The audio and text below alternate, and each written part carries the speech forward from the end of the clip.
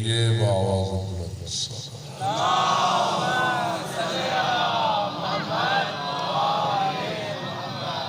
جن ظالموں، قاتلوں اور دہشت گردوں نے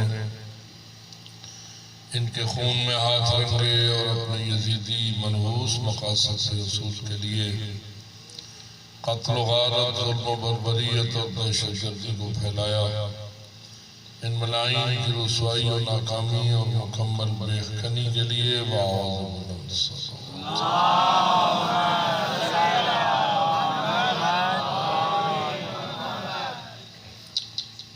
یہ مراکز دین اور جامعات علمیہ اور مدارس دینیہ جو دین حق اور مکتب آل محمد کی ترویج اور ترقی میں مصروف ہیں اور جو ان کی خدمت کر رہے ہیں، ان سب کی عبادات کی قبولیت اور توفیقات میں اضافے کے لیے بآواز بلند اللہم صلی علی محمد۔ ہم سب اس ایمان پر ہیں کہ مجلس ذکر آل محمد علیہ السلام ہمارے لیے باعث ہدایت ہوتی ہے، موجب نجات بنتی ہے، ہمارے بزرگان کی بخشش کا وسیلہ ہے اور ہمارے گناہوں کی مغفرت کا ذریعہ۔ تو یہی ذکر پاک حاجت مندوں کی حاجت روائی اور صاحبان مشکل کی مشکل کشائی کا بھی وسیلہ ہے۔ جو مریض ہیں ان کی شفا یابی کے لیے، جو بے اولاد ہیں ان کی جھولیوں کی آبادی کے لیے، جو تنگی رزق کا شکار ہیں ان کی وسعت رزق کے لیے، جو کسی بھی مشکل سے دوچار ہیں ہر ایک کی مشکل کشائی اور حاجت روائی کے لیے بآواز بلند صلوات۔ اللہم صلی علی محمد وآل محمد۔ تعجیل ظہور حضرت قائم آل محمد علیہ السلام کے لیے بآواز بلند صلوات۔ اللہم صلی علی محمد وآل محمد۔ ماشاءاللہ لا حول ولا قوة الا باللہ العلی العظیم۔ رب اشرح لی صدری ویسر لی امری واحلل عقدۃ من لسانی یفقہوا قولی۔ اعوذ باللہ من الشیطان اللعین الرجیم۔ بسم اللہ الرحمن الرحیم۔ الحمدللہ رب العالمین، والصلاة والسلام علی اشرف الانبیاء والمرسلین، سیدنا و مولانا ابی القاسم محمد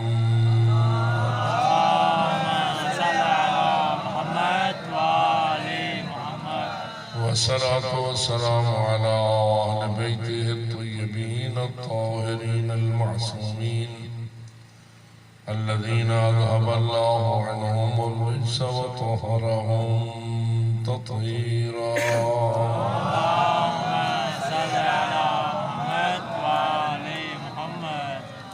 ورحمة الله على أحبابهم وأصحابهم وشيعتهم ومواليهم أجمعين، ولعنة الله على أعدائهم وقاتليهم وظالميهم ملعونين من يوم ظلمهم إلى أبد الآبدين۔ أما بعد، فقال الله تبارك وتعالى في كتابه المبين وخطابه المتين، بسم الله الرحمن الرحيم۔ لقد من الله على المؤمنين إذ بعث فيهم رسولا من أنفسهم يتلو عليهم آياته ويزكيهم ويعلمهم الكتاب والحكمة وإن كانوا من قبل لفي ضلال مبين۔ صلوات۔ اللہم صلی علی محمد وآل محمد۔ نعرہ تکبیر، اللہ اکبر، نعرہ رسالت، یا رسول اللہ، نعرہ حیدری، یا علی، حسینیت، زندہ باد۔ حسینیت یزیدیت یزیدیت نعرہ صلوات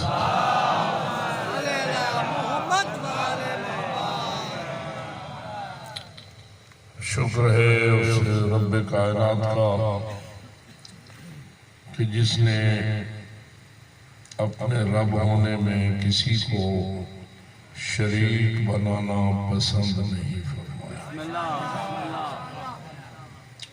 بلکہ شرک کے بارے میں فرمایا ان الشرک لظلم عظیم، شرک سب سے بڑا ظلم ہے۔ اور واضح ہے جب لفظ ظلم بولا جاتا ہے تو اللہ نے انسان کو جو نور عقل عطا فرمایا ہے اسے مجبور کرتا ہے کہ سوچے اگر ظلم ہے تو کوئی ظالم بھی ہوگا، اگر ظلم ہے تو کوئی مظلوم بھی ہوگا، اگر ظلم ہے تو کوئی وجہ بھی ہوگی۔ اب جب اللہ فرماتا ہے ان الشرک لظلم عظیم، شرک ظلم عظیم ہے، تو ہمارے اوپر ذمہ داری بیٹھتی ہے کہ ہم یہ سوچیں اس ظلم کا ظالم کون ہے؟ جی تو ظالم کون بنے گا؟ شرک والا ہے ظلم، تو ظالم کون بنے گا؟ تھوڑا سا آپ اپنی عقل کو استعمال کیجیے، اور مجلس کا مزہ تب آتا ہے جب فقط سنی نہ جائے بلکہ سمجھی بھی جائے، اور سمجھی جائے تو مانی بھی جائے، اور مانی جائے تو عمل بھی کیا جائے۔ کیا خیال ہے رسول اکرم صلی اللہ علیہ وآلہ وسلم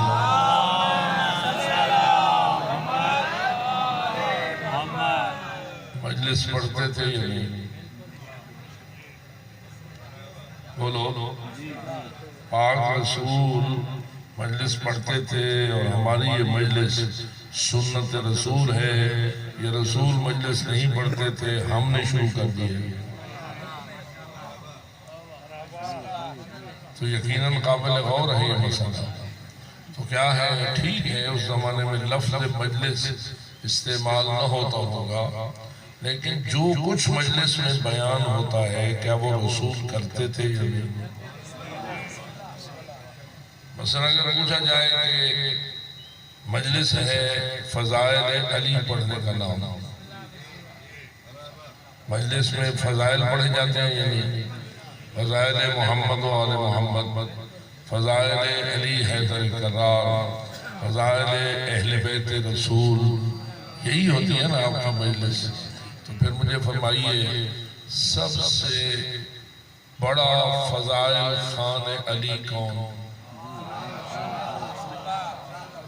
ڈھونڈیے ذرا، تلاش کیجئے اللہ کی زمین پر، اللہ کے آسمان کے نیچے مولا علی کے سب سے زیادہ فضائل کس نے پڑھے؟ جتنے بھی مقرر اکٹھے کرو، جتنے بھی قصیدہ خان اکٹھے کرو، جتنے ذاکر جمع کرو، بڑے بڑے خطباء، بڑے بڑے علماء، بڑے بڑے زعماء جمع کرو، تو کیا کوئی پہنچے گا اس قصیدہ خانی علی تک کہ جو مختصر جملے میں سمندر کوزے میں بند کرے اور فرمائے القرآن مع علی علی مع قرآن علی کے ساتھ اور علی، یہ کس نے پڑھا ہے یہ قصیدہ؟ جی ہم نے پڑھا، کسی ذاکر نے پڑھا، یا رسول اکرم نے پڑھا؟ جی رسول اکرم نے پڑھا نا۔ اور جب رسول اکرم بیان کرتے ہیں تو کوئی اس کا ثانی نہیں ہو سکتا، بلکہ سچ اور حق یہ ہے کہ رسول اکرم کے فرائض رسالت میں یہ بات تھی کہ اے میرے رسول اس وقت تک واپس نہ آنا جب تک لوگوں کو یہ نہ بتلا دینا کہ علی کون ہے۔ کیوں؟ اس لیے کہ میں یعنی اللہ نے علی کو ایسا بنایا ہے، یا میں سمجھتا ہوں یا تو رسول سمجھتا ہے۔ علی کی عظمتوں کا ادراک اور علی کے فضائل کی حیثیت کو پہچاننا بنیادی طور پر ہمارا اور تمہارا کام ہی نہیں ہے۔ ہم کیا جانیں کہ علی کیا ہے؟ علی کو یا وہ جائیں جس نے علی کو علی بنایا ہے۔ میں پھر آپ سے پوچھوں گا، کیا مولا علی کو لوگوں نے علی بنایا؟ ووٹ دیے، جیسے آج کل ووٹوں سے لوگ بنتے ہیں، ووٹوں سے کوئی کونسلر بن جاتا ہے، کوئی ووٹوں سے چیئرمین بن جاتا ہے، کوئی ووٹوں سے ایم پی اے بن جاتا ہے، کوئی ایم این اے بن جاتا ہے، پھر وزیر اعظم بن جاتا ہے، پھر وزیر اعظم بن جاتا ہے۔ تمہارے ووٹ بڑا کام کرتے ہیں،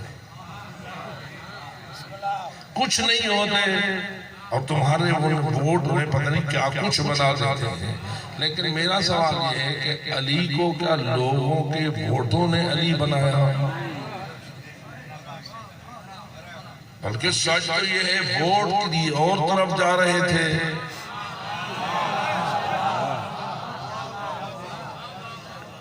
ووٹ تو کسی اور کی ٹوکری میں جا رہے تھے جی، ووٹ کسی اور کو دیے جا رہے تھے۔ علی پھر بھی علی تھا، علی پھر بھی علی ہے، علی پھر بھی علی رہے گا۔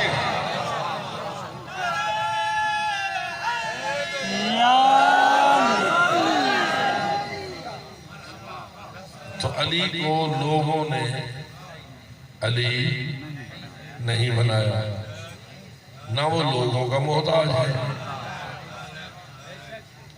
تو کیا علی ویسے خود بخود علی بن گئے؟ میں ایک مرتبہ ایک سفر میں تھا، اس ملک میں گوتم بدھ کو ماننے والوں کی تعداد زیادہ تھی، اور ان کی جیسے ہماری محلے محلے میں مسجدیں ہوتی ہیں، گوتم بدھ کے ماننے والوں کی جو عبادت گاہیں ہیں جسے وہ بودھا کہتے ہیں، وہ بھی اسی طرح اس ملک کے گلیوں محلوں میں کافی زیادہ تھی۔ تو میرا اپنے ایک اور دوست میرے ساتھ ہم سفر تھے، دیوبندی مولوی تھے، ہندوستان سے تعلق رکھتے تھے، آپس میں مشورہ ہوا، یار پتہ تو کریں ان کی عبادت گاہوں میں ہوتا کیا ہے، یہ مانتے کیا ہے، یہ کرتے کیا ہے۔ تو بہرحال ہم دونوں نے جرات کی، ہم ایک وہاں کے باسی کو ساتھ لیا گائیڈ کے طور پر، اور گئے ان کی عبادت گاہ، اور ان سے اجازت مانگی، ہم تھوڑا سا آپ کی اس عبادت گاہ کے بارے میں معلومات حاصل کرنا چاہتے ہیں، اگر آپ کی اجازت ہو۔ تو انہوں نے اجازت دے دی، اور ساتھ اپنا ایک نوجوان طالب علم بھی ہمارا گائیڈ بنا کے بھیج دیا۔ ہم اندر چلے گئے اس کے ہال میں، ہم نے دیکھا کہ ہال کے کنارے کے اوپر ایک طرف ایک بہت بڑا تھلہ تھا، اور تھلے کے اوپر گوتم بدھ بیٹھی ہوئی شکل میں مجسمے کی شکل میں موجود تھا۔ آپ جانتے ہیں گوتم بدھ کے اپنے مجسمے کو فوٹووں کی شکل میں تو کتابوں میں دیکھا ہی ہوگا، اور اس کا اکثر فوٹو جو ہوتا ہے وہ بیٹھی ہوئی شکل میں ہوتا ہے، تو وہ بیٹھی ہوئی نشست شکل میں تھا۔ پتہ نہیں آپ سرائکی میں کیا کہتے ہیں، سندھی میں کیا کہتے ہیں، ہم تو کہتے ہیں پتھلی، زمین پر جیسے آپ بیٹھے ہوئے ہیں، آپ پلتھی کہتے ہیں، تو وہ پلتھی ماری ہوئی شکل میں اس تھلے پر بیٹھا ہوا تھا، لیکن اتنا بڑا بنایا ہوا تھا انہوں نے کہ ایک کھڑا ہوا شخص بھی اگر اس کے ساتھ کھڑا ہو جاتا تو اس کی بیٹھی ہوئی شکل میں اس کا سر اس کھڑے ہوئے شخص سے بھی اونچا رہتا۔ آپ سمجھ گئے اس کا سینہ کتنا بڑا بنایا ہوا، اس کے بازو کتنے بڑے بنائے ہوئے، تو ایک بہت بڑا مجسمہ وہاں بیٹھا ہوا بنا ہوا تھا۔ تو ہم نے اس گائیڈ سے پوچھا یہ کون ہے؟ تو جو ہے ہم نے اپنے اس گائیڈ سے پوچھا کہ یہ کون ہے؟ تو اس نے کہا یہ ہمارا خدا ہے، یہ ہمارا خدا ہے۔ میں نے پوچھا کہ شکل تو انسانی آتی ہے نظر، یہ مجسمہ تو انسانی شکل کا ہے، تو آخر اس کا کوئی باپ ہوگا، اس کا کوئی گھر گھرانا ہوگا، یہ تھا کون؟ تو اس نے کہا یہ ایک والی ریاست کا بیٹا تھا، شہزادہ تھا۔ تو میں نے کہا اس کا مطلب یہ ہے کہ انسان تھا، تو جو ہے میں نے کہا آخر شہزادہ جو تھا والی ریاست کا بیٹا ہی تھا تو ایک انسان تھا، انسان تھا تو یہ خدا کیسے بن گیا؟ توجہ رہے، میں اپنی منزل کی طرف آ رہا ہوں۔ انسان تھا تو یہ خدا کیسے بن گیا؟ اب اس کا جواب، یہ جنگلوں میں نکل گیا، پہاڑوں میں نکل گیا، غاروں میں چلا گیا، ریاضتیں کرتا رہا، اتنی ریاضت کی کہ بلاخر خدا بن گیا۔ بات سمجھ آئی؟ کیا بن گیا؟ یعنی ان کا عقیدہ تو یہ ہے کہ گوتم بدھ ریاضت کر کے بن گیا خدا۔ آپ فرمائیں علی کیسے علی بن گیا؟ تو جو بندوں نے، لوگوں نے ووٹ دے کر تو علی کو علی نہیں بنایا، تو کیا علی ریاضتیں کر کے علی بن گیا؟ غاروں میں چلا گیا، جنگلوں میں چلا گیا اور علی بن گیا؟ ایسے کو علی نہیں کہتے۔ علی وہ ہوتا ہے جسے وہ علی بناتا ہے۔ تو علی کو علی کس نے بنایا؟ بولو، علی کو علی کس نے بنایا؟ اللہ نے بنایا۔ تو اللہ نے اپنے رسول کو فرمایا کہ میں نے علی تجھے دیا ہے، اب اس سے یا تو پہچانتا ہے یا میں پہچانتا ہوں۔ ان بیچاروں کو کیسے پتا چلے گا کہ علی کون ہے؟ اب تیری ذمہ داری ہے اس وقت تک واپس نہ آنا جب تک اپنی امت کو یہ نہ سمجھا دینا کہ علی کون ہے۔ تو رسول اکرم نے اس ذمہ داری کو نبھایا، اور میں یہ کہہ سکتا ہوں شاید کوئی دن ایسا نہ گزرتا ہوگا اور کوئی رات ایسی نہ گزرتی تھی جس میں رسول یا علی کے بارے میں کوئی فضیلت بیان نہ کرتے تھے یا علی کی کسی شان کو دکھاتے نہ تھے۔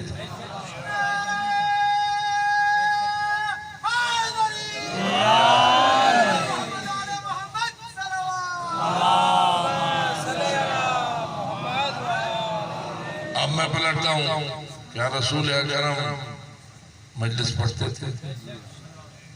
جی تھوڑا میرے ساتھ ہیں۔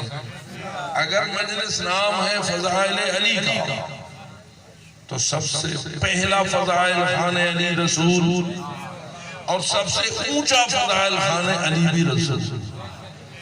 کائنات کے سارے فضائل خان علی اکٹھے ہو جائیں، رسول کے ایک جملے کا مقابلہ بھی نہیں کر سکتے۔ پیغمبر اکرم کے ایک جملہ فضیلت علی کا مقابلہ بھی میں نے دیکھا۔ ایک جنگ تھی، علی خود کمانڈر تھے اس جنگ کے، دشمن کے ساتھ لڑ رہے تھے۔ جب دشمن نے دیکھا کہ علی کے سپاہی اور علی کے کمانڈر غالب آ رہے ہیں اور ہم پر شکست مسلط ہونے والی ہے، تو انہوں نے ایک طریقہ کار اپنایا، کیا کہ قرآن مجید کو نیزوں پہ اٹھایا۔ واقعہ یاد آ رہا ہے؟ قرآن مجید کو کیا کیا؟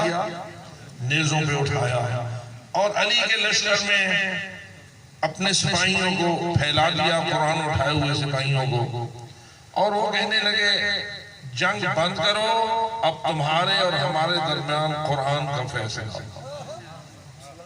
تو جو ہے یہ واقعہ پیش آیا تھا، مجھے تفصیل میں جانے کی ضرورت نہیں، فقط آخر کے لیے اشارہ کافی ہوتا ہے۔ تو سمجھ گئے کہ انہوں نے قرآن نیزوں پہ اٹھائے اور علی کے لشکر میں آ کے اعلان کیا کہ جنگ بند کرو، اب ہمارے اور تمہارے درمیان قرآن ثالث۔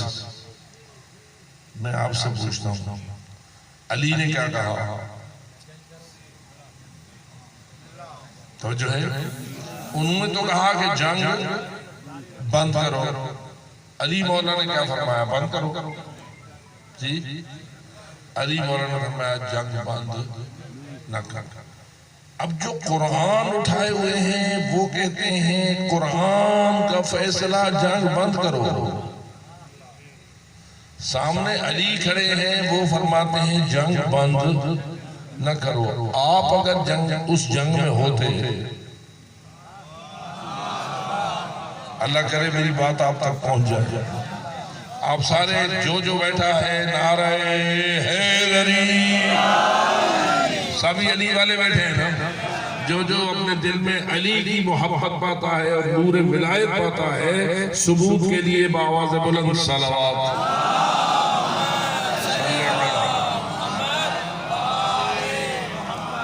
اب آپ اس زمانے میں ہوتے تو کدھر ہوتے؟ بتاؤ، دوسری طرف ہوتے یا علی کی طرف ہوتے؟ بولو، اس زمانے میں ہوتے دوسری طرف ہوتے یا مولا علی کے سپاہی ہوتے؟ مولا علی کے سپاہی ہوتے، جنگ لڑ رہے ہوتے مولا علی کی طرف سے۔ اب یہ منظر پیش آ جاتا، پتہ نہیں بات میری پہنچ رہی ہے، یہ منظر پیش آ جاتا کہ جنگ کا آپ کو غلبہ ہو رہا ہے اور غیر نے یہ کیا ہے کہ قرآن کو نیزوں پہ بلند کر کے آپ کے درمیان بندے پھیلا دیے ہیں، اور وہ کہہ رہے ہیں اب تمہارے اور ہمارے درمیان قرآن کا فیصلہ اور جنگ بند کرو۔ ادھر مولا علی کھڑے ہیں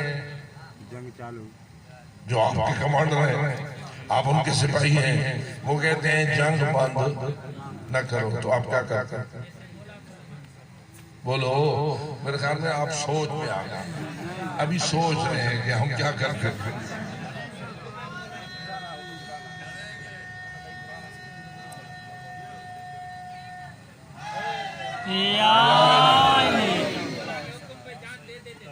جی، مولا کے حکم پہ جان بھی دے دیتے، لڑتے، جان دیتے یا نہ دیتے، وہ تو اللہ نے لینی تھی نا، ہمارا کام تو ہے لڑنا، شہادت نصیب ہو یا غازی بن جائے۔ مجاہد کا کام تو یہی ہے نا کہ وہ لڑائی جاری رکھے، آگے مقدر میں شہادت ہے تو جان دے دیں گے، اور اگر فتح ہے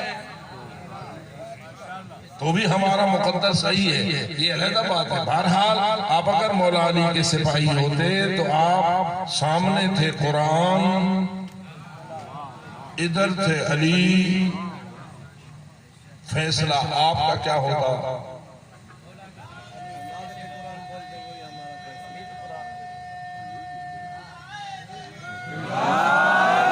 یہ نعرہ حیدری لگا رہا ہوں، بالکل سچ اور حق ہے، عبادت ہے، لیکن مجھے اتنا تو بتاؤ نعرہ حیدری کا مطلب آپ کا کیا ہے؟ جنگ جاری رکھتے یا جنگ بند کرتے؟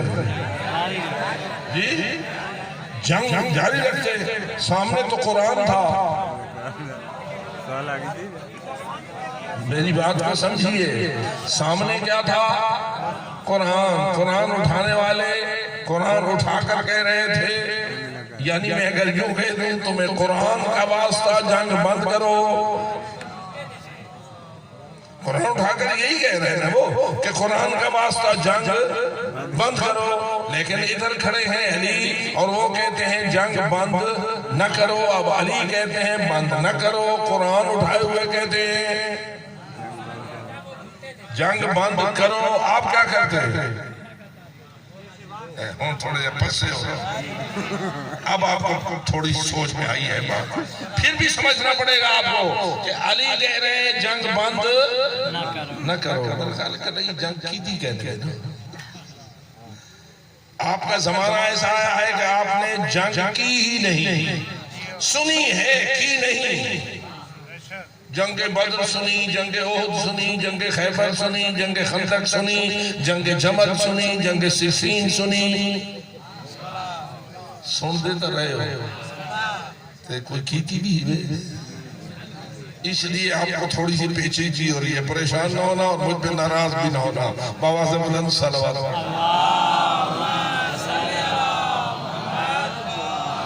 کیونکہ میں اس قسم کی مجلسیں نہیں پڑھتا جو فقط سنی جائیں، میں ان مجلسوں کو پڑھنے کا قائل ہوں جو تجھے سوچنے پہ مجبور کریں، جو تجھے فکر کرنے پہ مجبور کریں۔ التفکر افضل من عبادت 70 سنہ، فکر کو کام ملانا 70 سال کی عبادت سے افضل عبادت ہے۔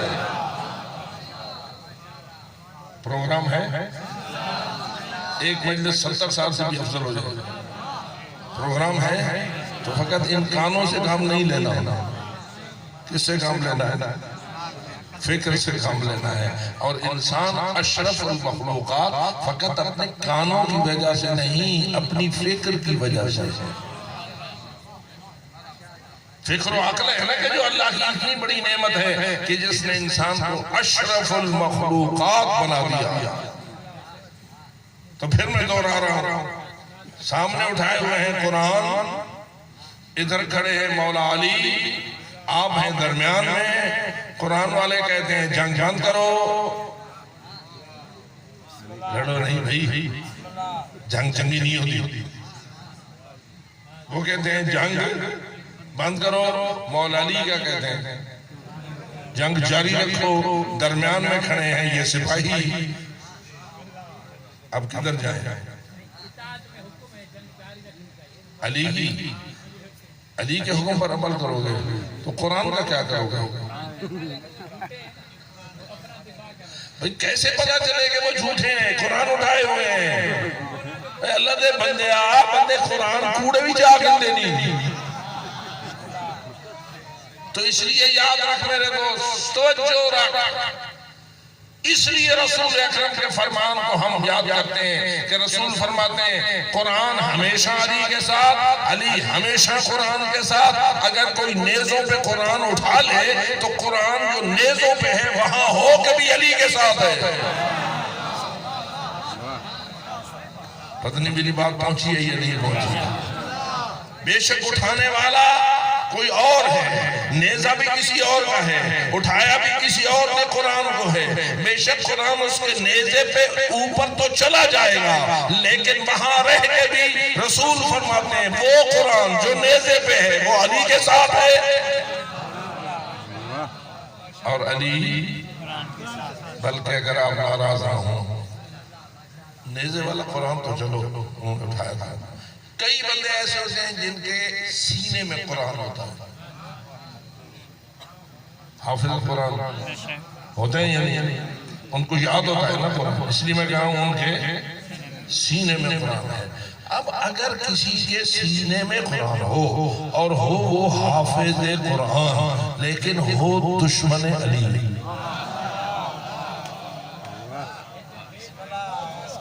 پتہ نہیں بات سمجھ آئی ہے یا نہیں سمجھ آئی ہے.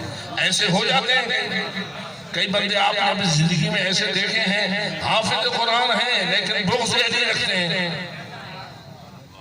ایسے حافظ قرآن ہیں، قرآن پوچھو تو سارا یاد ہے اور جس آیت کا حوالہ دو فوراً جواب دیتے ہیں، لیکن ہیں علی کے دشمن. تو مجھے یہ کہنے دے، رسول اکرم کا فرمان مجھے یہ سمجھا رہا ہے اگر کسی حافظ کے سینے میں قرآن ہو لیکن اس کے سینے میں بغض علی ہو تو جو اس کے سینے میں قرآن ہے وہ اس کے سینے میں ہوتے ہوئے بھی حمایت علی کی کر رہا ہے. اور جو بغض قرآن رہتا ہے اس کے اندر والا قرآن بھی اس پہ لعنت کر رہا ہے. کیونکہ میں نہیں کہہ رہا، رسول فرماتے ہیں یا علی حبوں کا ایمان و بغضوں کا کفر و نفاق. اے علی تیری محبت کا نام ایمان ہے اور تیرا بغض کفر و نفاق ہے. تیرا بغض کفر و نفاق ہے. لہذا جس کے سینے میں بغض علی بھرا ہوا ہے دراصل اس میں کفر بھرا ہوا ہے، دراصل اس میں نفاق بھرا ہوا ہے. اور کفر و نفاق کبھی قرآن کا ساتھ نہیں دے سکتے اور قرآن کبھی کفر کا ساتھ نہیں دے سکتا. قرآن ہمیشہ علی کے ساتھ ہے، علی کے ساتھ تھا، علی کے ساتھ ہے اور علی کے ساتھ ہے.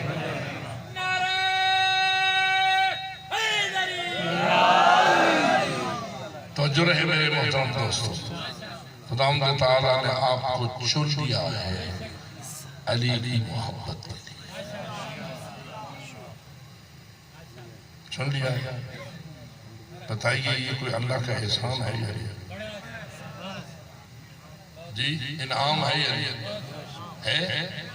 کتنے مربعوں کے برابر ہے؟ یوں بے قیمت بھی نہ بنانا. میں سوال کرتا ہوں نا، اگر تجھے پورا پاکستان پاکستان دے دیا جائے اس سودے کے لیے کہ پورا پاکستان اپنے سارے خزانوں سمیت لے لے اور علی کی محبت چھوڑ دے، سودا کرے گا؟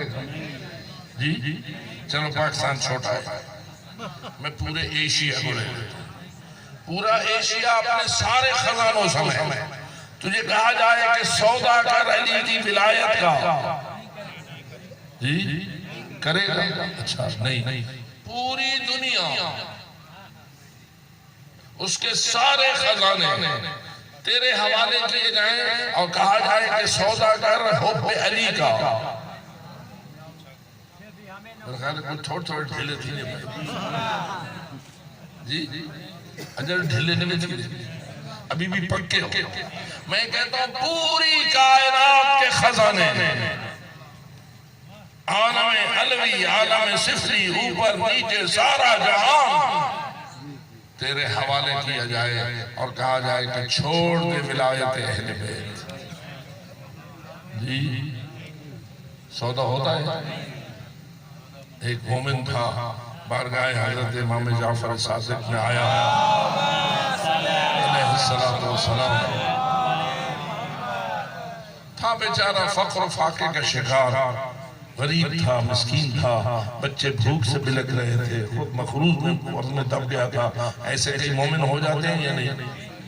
کبھی کبھی کسی پہ ایسا وقت آ جاتا ہے یا نہیں کہ فقر و فاقہ و افلاس کا شکار ہے، غربت نے اسے دبا دیا ہے، آ گیا ہے بارگاہ حضرت امام صادق علیہ السلام میں اور کہتا ہے مولا میں غریب ہوں، آپ سے مدد کا طلبگار۔ میرے خیال میں آیا تو وہاں ہے جہاں سے مدد ملتی ہے، یہی دروازہ ہے نا، لیکن وہ مانگنے کے لیے آیا ہے کہ میری مدد کیجیے، میں غریب ہوں۔ آگے ہیں امام، فقط ایک دولت مند نہیں، ایک سونے چاندی والے نہیں، بلکہ کون ہے؟ امام برحق ہے۔ اب امام برحق کا کام دے دے، امام فرماتے ہیں تو کوئی غریب نہیں، توجہ رہی ہے، تو غریب۔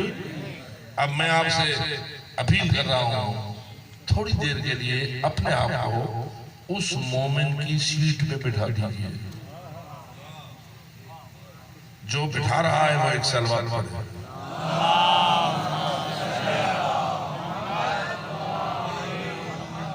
بیٹھ گئے آپ مومن کی سیٹ پر، مربوں والے ہو، جائیدادوں والے ہو، سونے چاندی والے ہو، بینکوں کے مالک ہو، فیکٹریوں کے مالک ہو، لیکن ایک منٹ کے لیے غریب کی سیٹ پہ غریب ہو کے بیٹھ سکتے ہو یا نہیں؟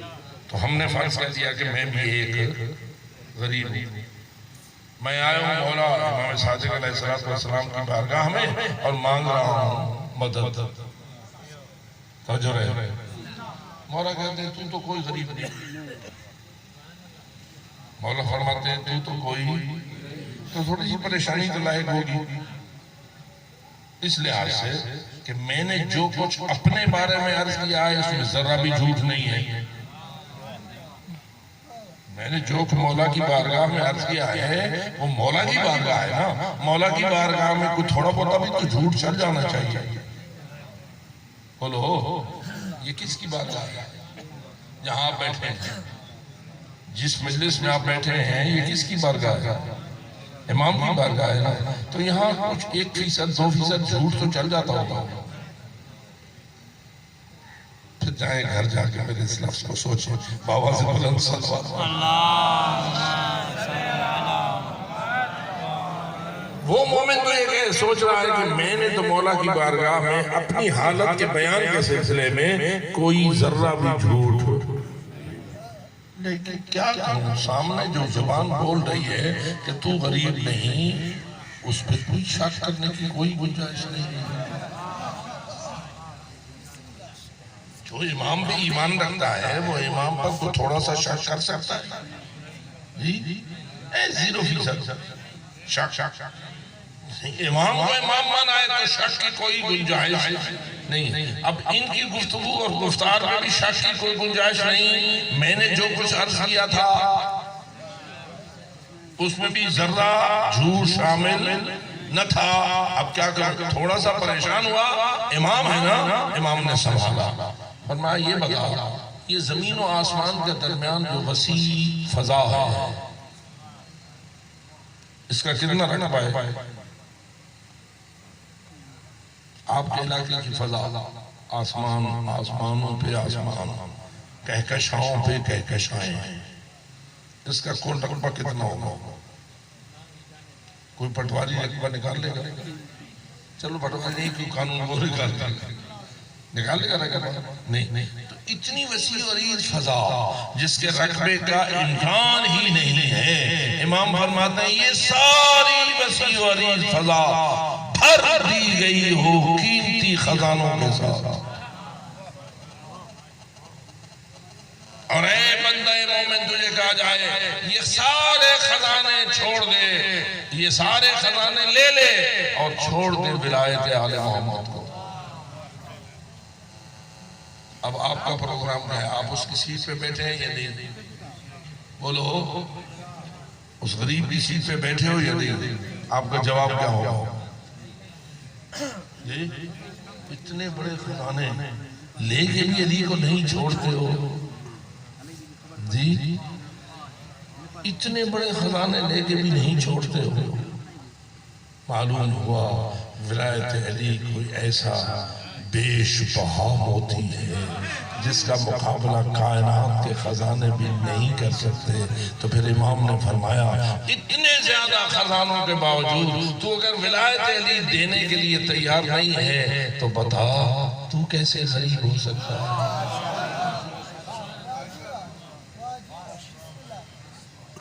کیسے غریب ہو سکتا ہے؟ تو غریب نہ تھا نہ غریب ہے. جس دل میں آ گیا علی، جس دل میں بس گیا علی، جس دل پہ کنٹرول اور حکومت ہو گئی علی کی، پھر کائنات میں کوئی اس کا مقابلہ نہیں کر سکتا. یہ احسان ہے تیرے اس پاک پیغمبر کا جس نے تجھے علی سمجھایا ہے. اس کو قرآن فرماتا ہے لَقَدْ مَنَّ اللَّهُ عَلَى الْمُؤْمِنِينَ إِذْ بَعَثَ فِيهِمْ رَسُولًا مِّنْ أَنفُسِهِمْ. اللہ کا مومنین پہ سب سے بڑا احسان یہ ہے کہ اس نے ان کے لیے اپنا رسول بھیجا ہے. کیا خیال ہے؟ زمین دینا بڑا احسان ہے، سونا دینا بڑا احسان ہے، صحت دینا بڑا احسان ہے، اولاد دینا بڑا احسان ہے، بخت دینا بڑا احسان ہے، اقبال دینا بڑا احسان ہے، کرسیاں اور اقتدار دینا، چیئرمین بنانا اور وزیر بنانا، وزیر اعلیٰ بنانا اور وزیر اعظم بنانا، یہ بڑا احسان ہے یا رسول اکرم کی تشریف آوری سب سے بڑا احسان ہے؟ بولو. رسول اکرم کا احسان والا احسان سب سے زیادہ ہے، درمیانہ ہے، چھوٹا ہے؟ جو مانتا ہے نعرہ حیدری، یہ احسان فقط اس زمانے کے لیے تھا جس میں رسول اکرم تشریف فرما تھے یا آج بھی ہے؟ ہمیشہ کے لیے. رسول کو اللہ نے بھیجا کیوں؟ تو جواب لَقَدْ مَنَّ اللَّهُ عَلَى الْمُؤْمِنِينَ إِذْ بَعَثَ فِيهِمْ رَسُولًا مِّنْ أَنفُسِهِمْ. آگے پڑھئے يَتْلُو عَلَيْهِمْ آيَاتِهِ وَيُزَكِّيهِمْ وَيُعَلِّمُهُمُ الْكِتَابَ وَالْحِكْمَةَ وَإِنْ كَانُوا مِنْ قَبْلُ لَفِي ضَلَالٍ مُبِينٍ. گمراہیوں سے نکال کر اللہ کے رسول نے ان پہ کیا احسان کیا؟ یتلو علیہم آیاتہ، اللہ کی آیات کی تلاوت فرمائی، ویزکیہم، ان کے نفوس کو پاک و پاکیزہ کیا، ویعلمہم الکتاب، انہیں اللہ کی کتاب کی تعلیم دی اور اللہ کی حکمت کی تعلیم دی. یہ جو رسول اکرم نے کام کیا یہ جاری رہنا چاہیے یا پہلی صدی تک ختم ہو جانا چاہیے؟ ہمیں بھی کوئی ضرورت ہے اس چیز کی یا فقط پرانے زمانے کے قصے پڑھ چھوڑے؟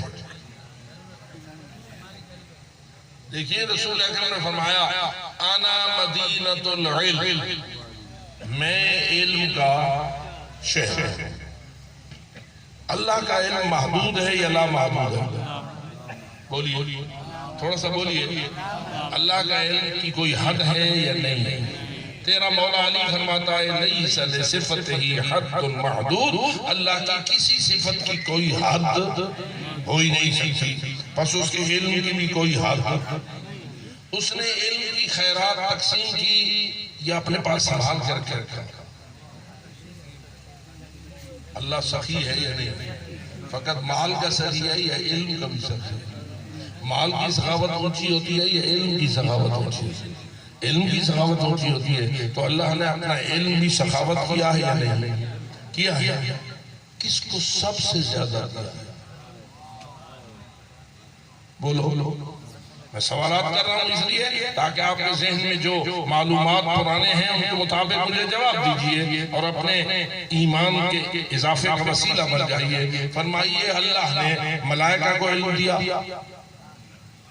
بولو، اپنے ملائکہ کو علم دیا، اپنے انبیاء کو علم دیا، اپنے رسولوں کو علم دیا، اپنے اولیاء کو علم دیا، انسانوں کو علم دیا، تقسیم کیا نا اللہ نے اپنا علم۔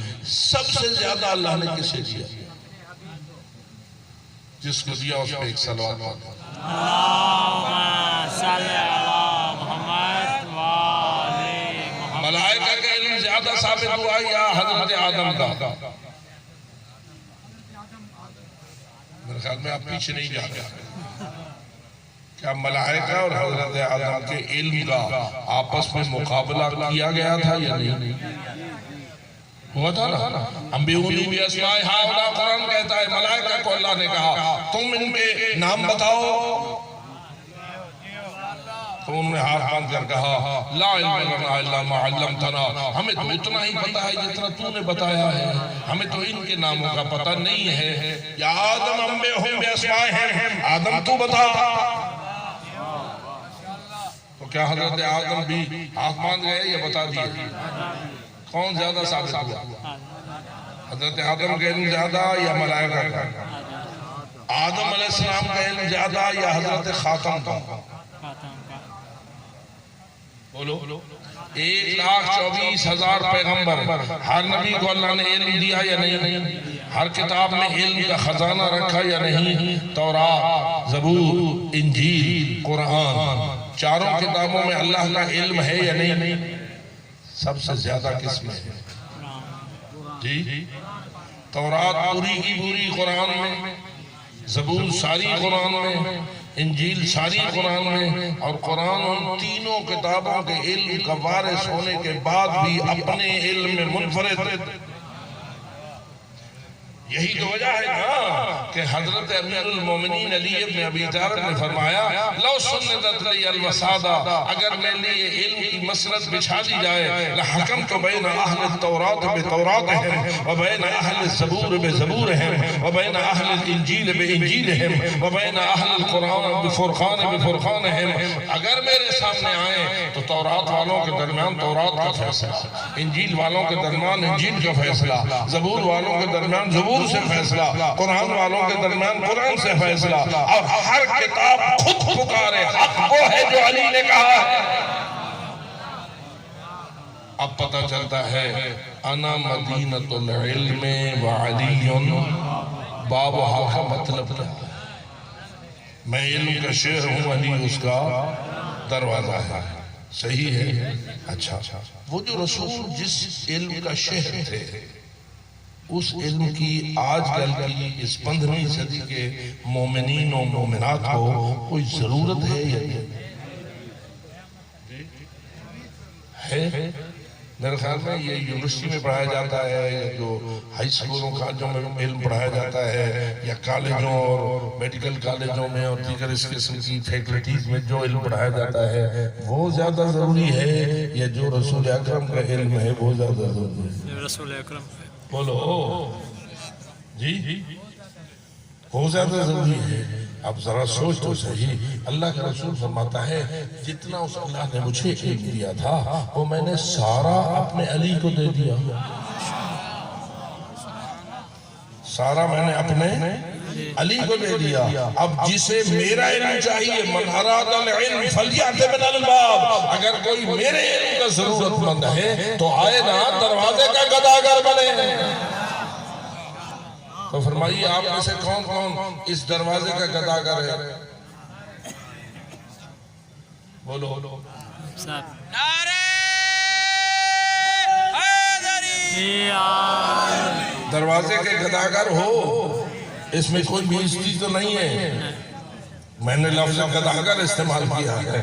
گداگر باب مدینۃ العلم ہونا، اس میں ہماری عزت ہے یا بے عزتی ہے؟ جی افتخار ہے یا نہیں؟ فخر ہے یا نہیں؟ ہم کسی کھڑکی کے گداگر نہیں، ہم کسی ونڈو کے گداگر نہیں، ہم کسی روشن دان کے گداگر نہیں. ہم ہیں تو باب مدینۃ العلم کے گداگر ہیں، اور اسی میں ہماری آج بھی عزت ہے اور قیامت کو بھی عزت ہوگی.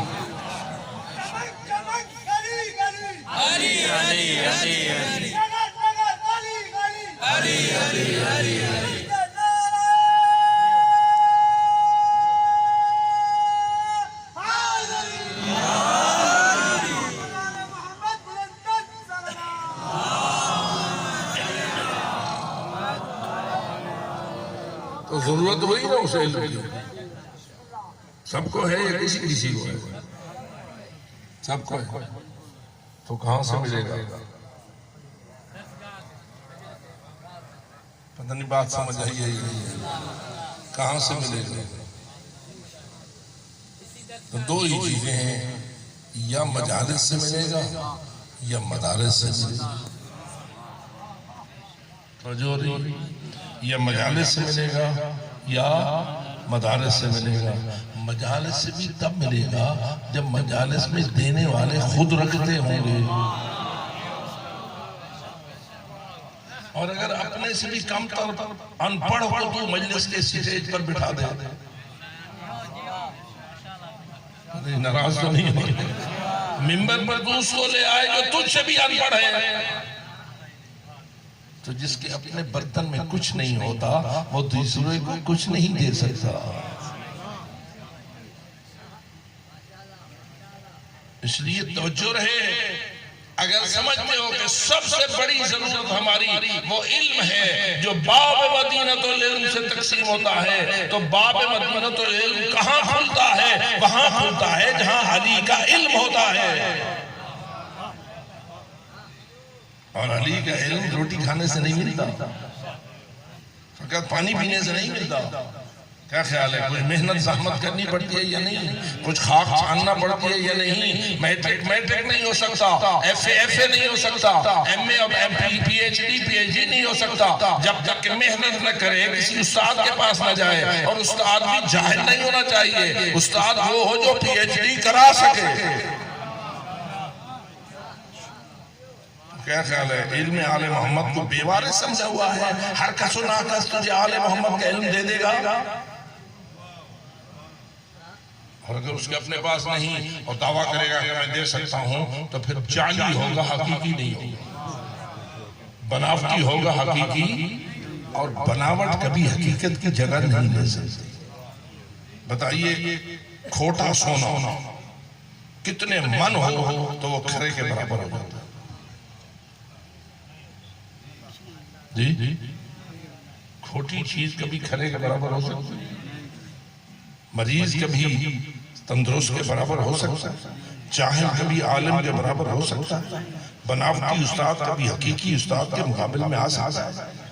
بناوے نعرے لگائے، بڑے بڑے اشتہار لگائے، بڑے بڑے بینر لگائے، بہت کچھ اس کے پروپیگنڈا مشینری بھی بڑی تیز ہو اور لوگ اس کے بارے میں بڑے بڑے نعرے لگائیں، تو نعروں سے علم نہیں بنتا.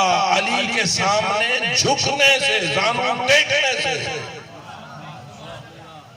علم ملتا ہے. جو لیتا ہے وہی سلمان بنتا ہے، جو مانگتا ہے گداگر بنتا ہے، وہی ابو ذر بنتا ہے، وہی میسم تمام بنتا ہے. ایسا نہیں ہے کہ فقط نعرے لگانے سے آگ بن جاتا ہے.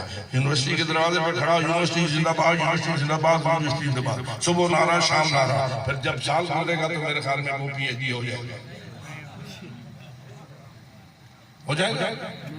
طریقہ فطرت یہ نہیں ہے، اللہ نے سیکھنے کی بات کی. اس لیے ہمیں ایسے مراکز بنانا چاہیے اور ایسے مدارس ایجاد کرنا چاہیے جہاں آل محمد کے علم کی خیرات تقسیم ہو اور مانگنے والے وہ ظرف لے کے آئیں جو آل محمد کے علم کی لیاقت رکھتا ہو. پھر ملے گا اتنا جتنا ظرف ہوگا. دیکھیے نا، یہ گلاس ہے، کسی کے پاس دودھ کا جگ، میں اسے دودھ لینے کے لیے جاؤں، میرے پاس گلاس ہے، وہ مجھے کتنا دے گا؟ سارا جگ دے دے گا یا گلاس جتنا دے گا؟ اگر میرے پاس کپ ہو تو پھر کپ جتنا دے گا. اس کا مطلب یہ ہے دینے والا ہی اتنا دے سکتا ہے اور لینے والا بھی اتنا ہی دے سکتا ہے جتنے اس کے ظرف کی گنجائش ہوتی ہے. پاک رسول دینے والے، پتہ نہیں بات میری پہنچ گئی ہے. پاک رسول دینے والے، لینے والا کوئی کپ والا، کوئی گلاس والا، کوئی جگ والا. تو واضح ہے کپ والے کو اتنا ملا جتنا کپ، گلاس والے کو اتنا ملا جتنا گلاس کی گنجائش. کس کو سب سے زیادہ ملا؟ جس کے بارے میں رسول اکرم نے فرمایا اوعاکم علی، تم میں سے سب سے بڑے برتن والا علی ہے. یہ وجہ ہے کہ علی کو اللہ نے ایسا ظرف دیا تھا کہ پاک رسول کا سارا علم آ گیا اور رسول کو فرمانا پڑا میں علم کا شہر ہوں، علی اس کا دروازہ ہے، جسے میرا علم چاہیے وہ دروازے پہ آیا. تو اس لیے میرے محترم دوستو، ہمارے طلاب علماء کرام نے خاک چھانی محنتیں کی، زحمتیں کی. اب آپ میں علم آل محمد کے نور کو تقسیم کرنے کے لیے اس قسم کے ادارے قائم کرنے کی کوشش کر رہے ہیں. آپ کو چاہیے کہ ان اداروں کی مدد کرو، ان کو اپنا سمجھو، اپنا محسن سمجھو.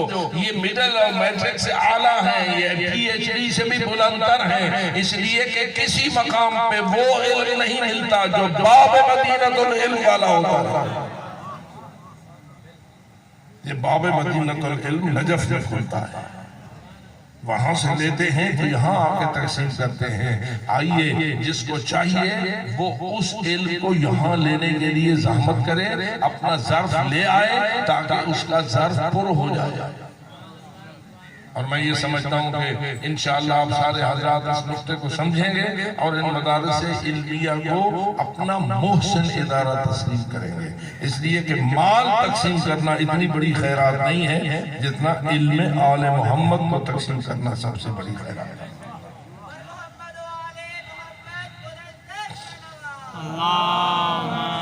اور جو علم آل محمد کے وارث ہوتے ہیں وہ بکاؤ مال نہیں ہوتے. بس آخری بات، کیا خیال ہے آپ کے اسی دور میں جو ابھی گزرا ہے 30-40 سال، اس میں بڑی بڑی شیطانی قوتوں کو شکست دی گئی یا نہیں؟ خمینی بت شکن نے کسی کو شکست دی؟ کس کو؟ بولو. شیطان بزرگ امریکہ کو شکست دی. شکست دے کے نتیجہ کیا نکالا؟ ایران جیسی نگری امریکہ کے دانتوں سے کھینچ دی یا نہیں؟ پھر اس بعد اس نے مزید شیطانیں چالیں چلی اور چاہا کہ انقلاب ناکام ہو جائے، جنگیں مسلط، بم پھینکے، پتہ نہیں کیا کیا کیا کرتا رہا. لیکن اللہ فرماتا ہے تنصر اللہ ینصرکم ویثبت اقدامکم، میرا وعدہ ہے تم میری مدد نہ چھوڑو، میں کبھی تم پر شکست مسلط نہیں ہونے دوں گا، میری مدد بھی تمہیں شامل اعلیٰ ہو جائے گی اور تمہارے قدموں میں ثبات پیدا ہو جائے گا، تم مضبوط قدم کے مالک ہو جاؤ گے۔ آپ کی آنکھیں گواہ اور آپ کے دل گواہ اس بات کے کہ ظالم شیطان قوتیں اکٹھی ہو کر مل کے امام خمینی کے انقلاب کو شکست دینے کی کوششیں کرتی رہیں، لیکن اللہ نے اپنا وعدہ حق اور سچ ثابت کیا، منہ کی انہوں نے کھائی، انقلاب کل بھی زندہ تھا، آج بھی زندہ ہے اور انشاءاللہ قیامت تک زندہ رہے گا۔ یاد رکھ، جس طرح امام خمینی نے انقلاب کو کامیابی بخشی، ایسے ہی ان کے شاگرد آیت اللہ خامنئی رہبر معظم نے اس انقلاب کو استحکام بخشا ہے یعنی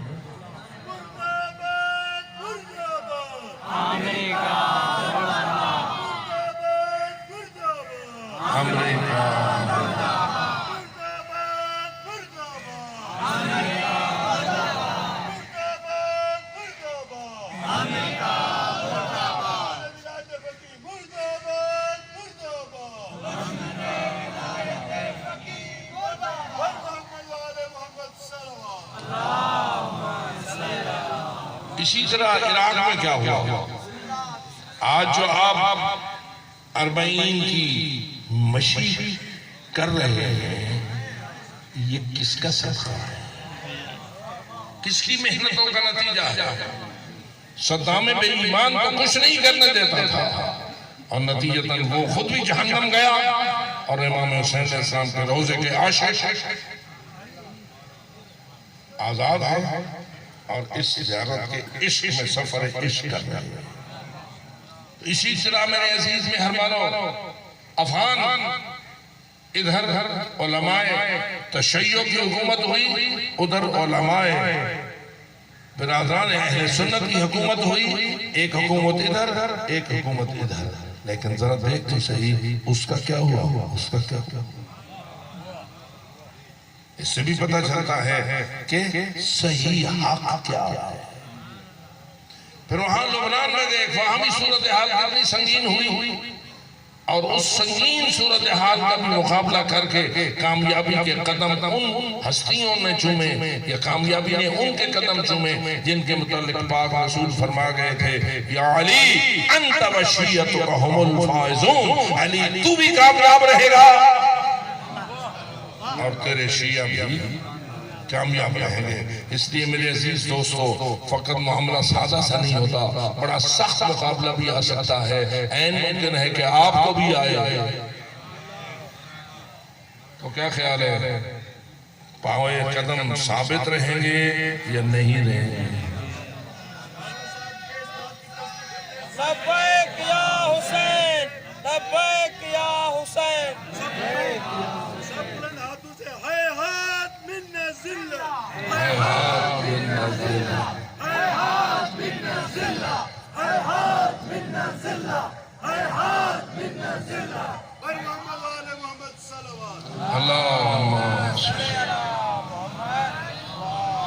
یاد رکھ میرے دوست، سب سے زیادہ قیمتی چیز ایمان ہے، سب سے زیادہ قیمتی متاع ہمارے پاس، ہماری جان بھی اتنی قیمتی نہیں جتنا ایمان قیمتی۔ شیطان ہمارا دشمن ہے، لیکن کیا لوٹنا چاہتا ہے؟ ہماری زمینیں لوٹنا چاہتا ہے، ہمارا سونا لوٹنا چاہتا ہے، ہمارے حیوانات لوٹنا چاہتا ہے، ہمارے مکانات چھیننا چاہتا ہے، ہماری دولت و ثروت چھیننا چاہتا ہے۔ نہ، بلکہ وہ تو دولت تقسیم کرتا ہے کہ میرے بن جاؤ، ڈالر تقسیم کرتا ہے، ریال تقسیم کرتا ہے، کیا کچھ تقسیم کرتا ہے کہ تم اپنا ایمان میرے ہاتھ بیچ دو۔ لیکن مومن وہ ہوتا ہے جو ہر چیز سے گزر جاتا ہے، اپنے ایمان کا سودا نہیں کرتا۔ وہ کلاشنکوف لے کے تیرا ایمان نہیں چھین سکتا، وہ توپ اٹھا کے تیرا ایمان نہیں چھین سکتا، وہ ایٹم بم مار کے بھی تیرا ایمان نہیں چھین سکتا۔ اگر ایٹم بم مارے اور تو ایٹم کی نظر ہو جائے تو ایمان پہ جب تو مرے گا تو شہید ہو جائے گا، اور شہید تو ابدی عزت کا وارث بن جاتا ہے۔ تو اس لیے شیطان بھی جانتا ہے کہ مجھے وار کیسے کرنا ہے، تو ایمان لوٹنے کے لیے کیا کرتا ہے؟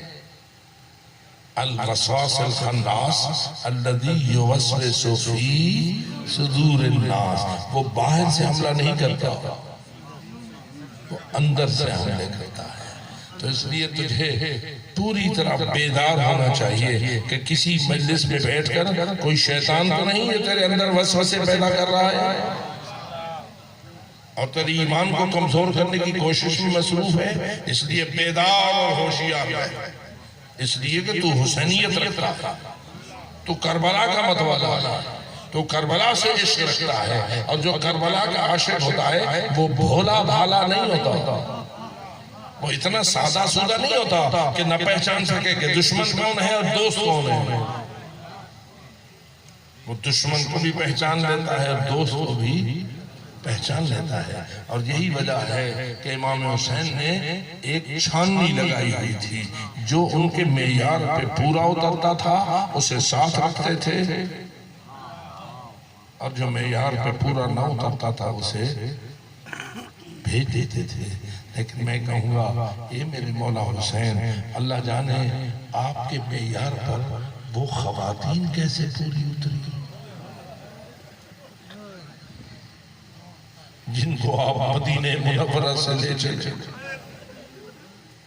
بے شک علی اکبر، عباس، اونو محمد، قاسم، یہ سارے جوانان آپ کے معیار پہ پورے اترے، لیکن مجھے تو یہ گواہی دینی پڑتی ہے نا کہ تیرے تو معیار پہ سکینہ بھی پوری اتری، تیرے معیار پہ تو فاطمہ بنت الحسین بھی پوری اتری، تیرے معیار پہ تو وہ 6 مہینے کے لال کی ماں رباب بھی پوری اتری کہ جو آئی تو باہر سے تھی اور پلید عمران قیس کے گھر میں تھی، لیکن چند سال پہلے جو حرم امام حسینی میں آئی تو کوئی اتنی بلند ایمان کی مالک ہو گئی کہ پھر اس نے زینب کبریٰ جیسی بیویوں کو بھی کوئی شکوے کا موقع نہیں دی، کوئی شکایت کا موقع نہیں دیا۔ جس کا چھوٹا سا لال باپ کے پیاسے سینے پہ تڑپ گیا ہو، جس کے گلو کو تیر نے ذبحہ من الاذن الى الاذن کر دیا ہو، اور جس کو بابا لے آنے سے پہلے چند قدم آگے بڑھے چند قدم پیچھے ہٹے کہ کیسے اپنے اس شہید کو اس کی ماں کے سامنے پیش کروں، اور ماں دیکھے تو کہے اب مثلوں کا ینہر، اے علی اصغر کیا تو جیسوں کو بھی نہر کیا گیا تھا۔ لیکن میں کہوں گا یہ تو شہادت کا بازار تھا، لیکن وہ وقت کتنا سخت تھا جب ان بیویوں کے ہاتھوں میں رسن پھیلا دیے گئے، جب انہیں چادریں چھین لی گئی، جب انہیں بے محمد اونٹوں پہ سوار کر دیا گیا، اور جب انہیں لے گئے لاشہائے مظلوم کے کنارے، اور وہاں روتی ہوئی بہن کرتی ہوئی رک نہ سکی، اور ظالموں کے تازیانوں کے نتیجے میں کھڑا کر دیا گیا۔ بس چند جملے کہاں کھڑا کر دیا گیا؟ ابن زیاد جیسا نجس تخت پر تھا، اور سامنے زہرا جائی رسیوں میں دخلت زینب وکانت فی ارض سیابہا۔ روایت کہتی ہے، مجھے اس کا ترجمہ یوں ہی کرنا پڑتا ہے، مولا حسین نے اپنی شہادت کے لیے لباس تبدیل کیا تھا، اور بی بی سے کہا تھا اختی زینب ایتینی بثوب عتیق، مجھے کوئی پرانی پوشاک لا دو۔ اور جب بھائی نے شہادت کی پوشاک پہنی تو بہن بھی سمجھ گئی کہ کل میرے لیے معاملہ قید کا ہوگا، تو بی بی نے بھی اپنی قیدی ہونے کا لباس پہنا، اور اس لیے جب ابن زیاد کے دربار میں آئی تو کسی فاخرہ لباس میں نہ تھی، انتہائی معمولی لباس میں تھی۔ اللہ جانے کیسے پہچان لی گئی، جبکہ لباس تو انتہائی معمولی تھا۔ معلوم ہوا لباس سے نہیں پہچانی گئی، اپنے جلال سے پہچانی گئی ہے، اپنے جلال سے پہچانی گئی ہے۔ اس لیے وہ ملعون اس منظر میں بیٹھا تھا، سر پہ سونے کا تاج تھا، بدن پہ ریشم کا لباس تھا، ہاتھ میں ملعون کے ایک چھڑی تھی، اور نچلے تخت کی سیڑھی پر مظلوم کا کٹا ہوا سر پڑا ہوا، اور وہ چھری سے مظلوم کے دانتوں اور لبوں کی ہتک کر رہا تھا، اور سامنے کھڑی تھی علی کی بیٹیاں، سامنے کھڑی تھی زہرا جائیاں۔ اللہ نہ کرے آسمان تو پھٹ کیوں نہ گیا، اے زمین تو ٹوٹ کیوں نہ گئی جب زہرا جائیاں اس منظر میں آئی، لیکن سخت ترین منظر تب آیا جب اس خبیث نے اپنی انگشت گستاخ سے بی بی کی طرف اشارہ کیا اور کہا من ہذہ، یہ کنیزوں کے پیچھے بیٹھی ہوئی کون ہے؟ اور جب اور کوئی چارہ نہ رہا تو ایک کنیز نے جواب دیا ہذہ زینب بنت فاطمہ بنت رسول اللہ، یہ زینب ہے جس کی ماں فاطمہ زہرا ہے، جو پاک پیغمبر کی دختر نیک اختر ہے۔ میں کہتا ہوں کنیز تجھے یوں کیوں نہ کہا تو نے ہذہ زینب بنت علی بن ابی طالب، تو نے یہ کیوں کہا ہذہ زینب بنت فاطمہ بنت رسول اللہ؟ شاید کنیز یہ سمجھتی ہوگی جب رسول کی بیٹی کا نام آئے گا تو انہیں کچھ تو شرم آئے گی، انہیں کچھ تو حیا آئے گی، لیکن کوئی ایسا بے حیاؤں کا دربار، کوئی ایسا بے حیاؤں کا اجتماع تھا جس میں ظالموں پہ کوئی اثر نہ ہوا، اور ابن زیاد خبیث نے اپنی زبان گستاخ کے ذریعہ دختر زہرا کو اتنا تکلیف دی کہ امام سجاد کو کہنا پڑا کب تک میری پھپھی کی ہتک کرتے رہو گے؟ کوئی جانتا ہے اور کوئی نہیں جانتا۔ اور ظالم نے جب جلاد کو حکم دیا کہ اس بیمار کا بھی سر قلم کر دو، ادھر سے جلاد اٹھا۔ میں آپ سے پوچھتا ہوں کوئی تھا جو تیرے چوتھے امام کا محافظ بنتا؟ جتنے محافظین تھے سارے شمع حسینیت کے پروانے بن گئے تھے، کربلا میں فدا ہو گئے تھے، اب کوئی نہ تھا جو تیرے چوتھے امام کا محافظ بنے۔ کیسے بچا تیرا چوتھا امام؟ تو روایت کہتی ہے ادھر سے جلاد اٹھا، ادھر سے زینب کبریٰ چلی، ادھر سے جلاد اٹھا، ادھر سے دختر زہرا چلی، لیکن جلاد کے پہنچنے سے پہلے دختر زہرا نے سجاد کی گردن پہ گردن رکھ دی اور فرمایا اگر قتل کرنا ہے تو پہلے مجھے قتل کرو اور پھر میرے سجاد کو قتل کرو۔ لوگ چیخ پڑے اور کہنے لگے عورتوں پہ ظلم کر کے بدنام ہو جائے گا، عورتوں پہ ظلم نہ کر۔ ابن زیاد کہتا ہے میں دیکھ رہا تھا اور مجھے یقین ہو گیا تھا اگر جلاد کو سلوار چلانے کا حکم دیتا ہوں یہ بی بی سر ہٹائے گی نہیں، یہ بی بی گردن سے گردن ہٹائے گی نہیں، ذبح ہو جائے گی، لیکن اپنے بیٹے کو نہ چھوڑے گی۔ صدقہ حضرت زینب کبریٰ سلام اللہ علیہ کا بانی عزاداری امام چہارم امام سجاد زندہ رہے، اور اگر عزاداری زندہ ہے تو حضرت سجاد کی وراثت میں زندہ ہے یا بی بی زینب کبریٰ کی وراثت میں زندہ ہے؟ گویا عزاداری وراثت سید سجاد ہے اور وراثت حضرت زینب کبریٰ ہے۔ خداوند تعالی ہمیں سچا عزادار بنتے رہنے کی توفیق عطا فرمائے۔ الا لعنت اللہ علی القوم الظالمین وسيعلم الذین ظلموا أي منقلب ينقلبون۔ ایک سورہ فاتحہ اور تین سورہ توحید کے ساتھ جتنے بھی اہل ایمان نور ایمان لے کے دنیا سے رحلت کر گئے ان کی بخشش اور درجات